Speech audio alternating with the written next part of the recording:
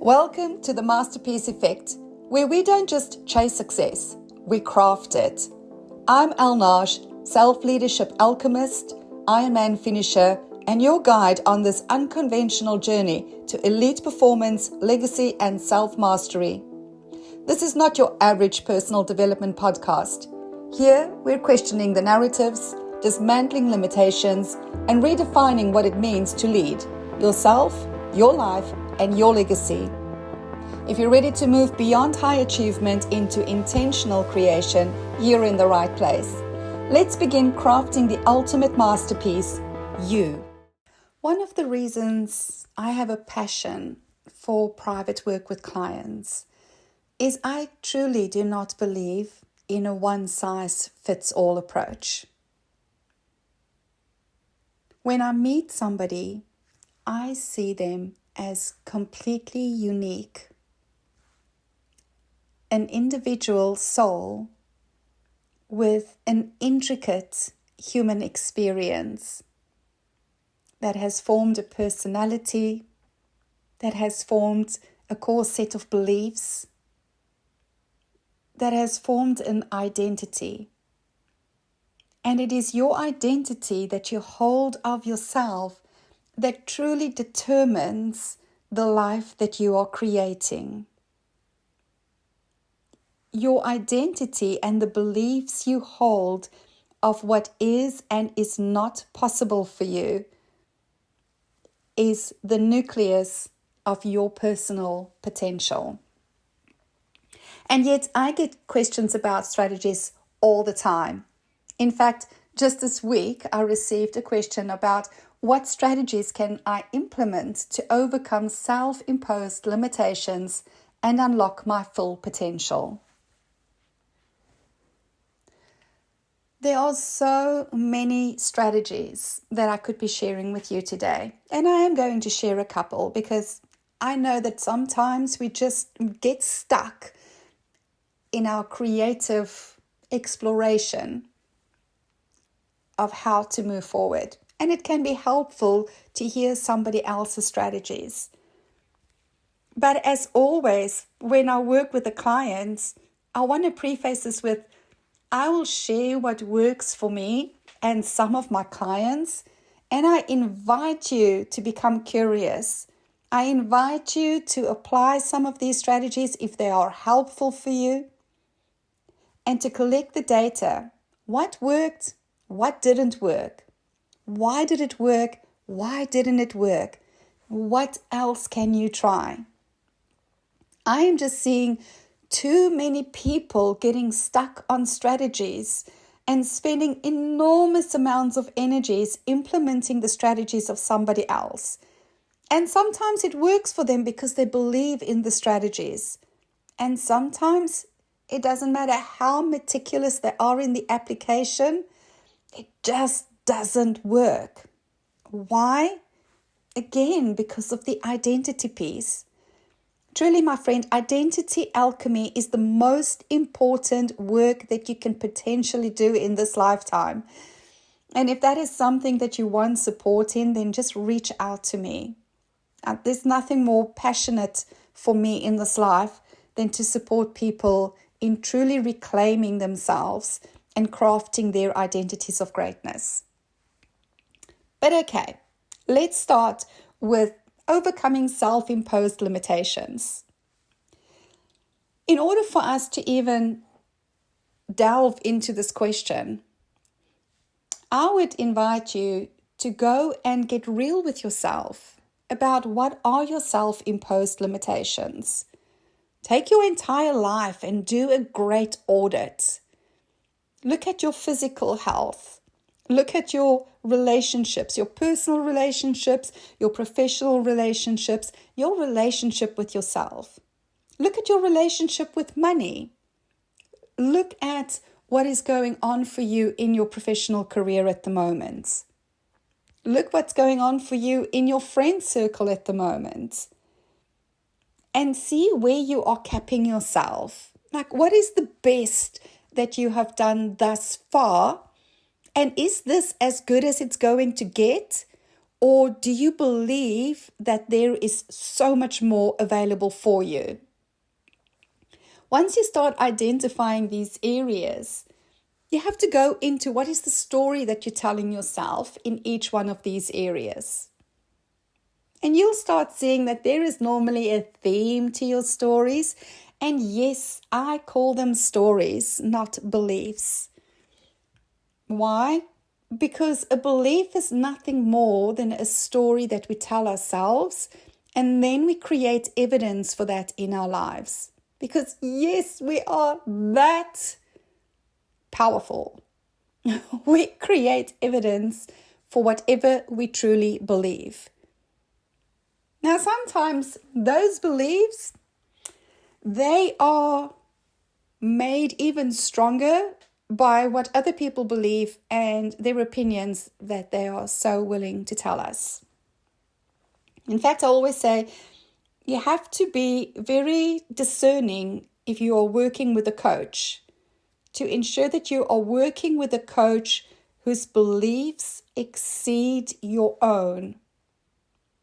For somebody like me who already has a really high belief of what is possible for me, sometimes it can be a little bit challenging finding a coach that is willing to go even greater than my belief. Even the first time when I did Ironman, I could not find a coach that was willing to work with me. Because when they heard what I want to do, the experience that I had, or the limited experience that I had, the medical challenges that I brought to the table, and the very short period of time in which I wanted to do it all in, they said it's not possible. And nobody would touch me.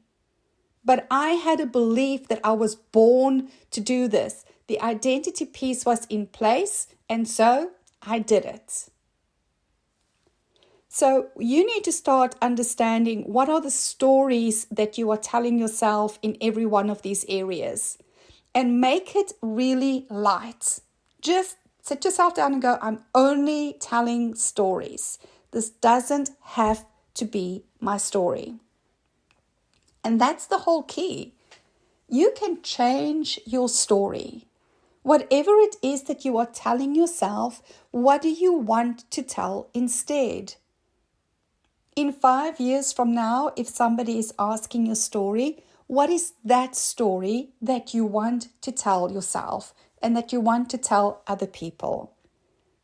And I'm also going to say it doesn't have to go from point A to point Z all at once, because for the most part, that is just too much for us to cope with. And so instead, if we give ourselves some grace, and just go, what is one better story that I can be telling? What would that unlock for me? And then take the action to start creating evidence for that. You've got compounding evidence, which will create greater confidence, which will lead to greater certainty in your life. One of the things that I love doing is using my body in the creation of evidence. I remember going out on numerous runs, almost setting myself up for failure because I would make the run a little longer than what I thought I was capable of, and then I wouldn't stop until I got back home, regardless of how long it takes. And I feel like this is another critical element that most people are missing, regardless of how long it takes. We have the tendency of setting SMART goals, and they have to be timed. And I was trained in this methodology as well, and I lived this methodology for a really, really long time. But why are we putting that amount of pressure on ourselves when we can, in fact, just love our craft, the art of life, to such a point that the timing doesn't matter anymore? Because we are truly living and creating a love that we adore, and we love the creating of the life itself. We love the process of the creation. When we start bringing this as the forefront, then we can let go of the whole timing thing, and we can fully immerse ourselves in what it is that we want to create. when I got home, I would then acknowledge the fact that I had done more than what I had previously believed, and therefore I have a new milestone of what is possible for me. And the beautiful thing about this is I would then take that mindset of, oh, I can create more evidence, and I would take that into my business, I would take that into my relationships, and I would translate who I have become on the run into every other area of my life. Again, we are multi-dimensional beings, and so whoever we become in one area of our life, we can hold that identity in all areas of our lives. But that also means that if we hold an identity of limitation in one area of our lives, it shows up in the other areas, which is why so many people are struggling, because they are so focused on their professional goals and wanting to achieve something great there, but they have an identity of limitation in their relationships or in their health and fitness, because they still buy into the story of self-sacrifice for greatness. And that means that no matter how good you are doing in your work, in your business goals, you could be doing better. So set yourself some interesting experiments. Use your body. Your body is such an incredible instrument for creating new evidence for you in such a profoundly shorter period of time than what you think is possible. Consistently rewrite your stories. Consistently do your life audits and ask yourself, where else am I limiting myself? What would be a better story for me to be telling at this time? And who would I be as the person telling the story? And again, come at this with curiosity. Come at this with the idea of simply experimenting and getting feedback, getting data from where you can start creating your own strategies.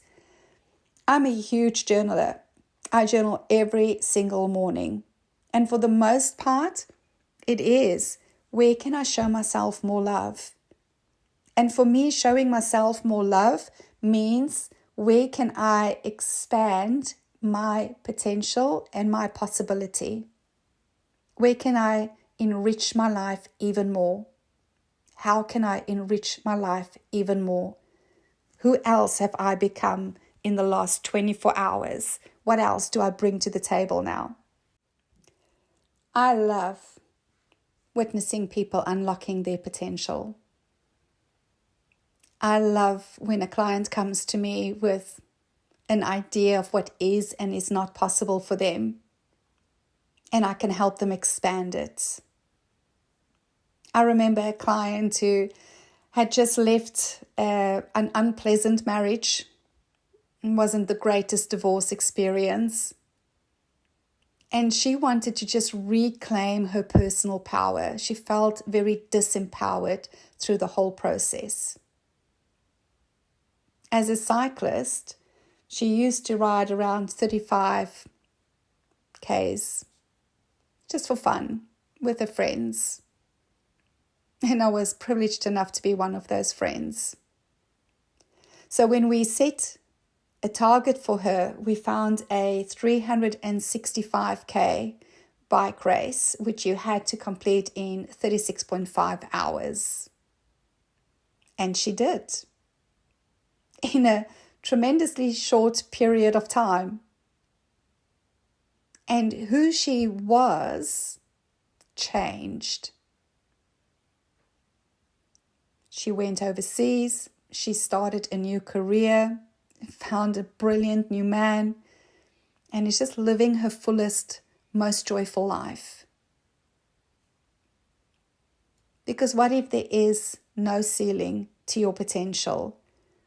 But instead of thinking you have to prove that to yourself, that you have to prove it to others, you simply allow yourself to have the most fun you potentially can have in this life experience and playfully expand your barriers of operation every single day. This is the joy of Identity Alchemy. So have fun with this. and I'll see you again next week. That's it for today's episode of The Masterpiece Effect. But your transformation doesn't stop here.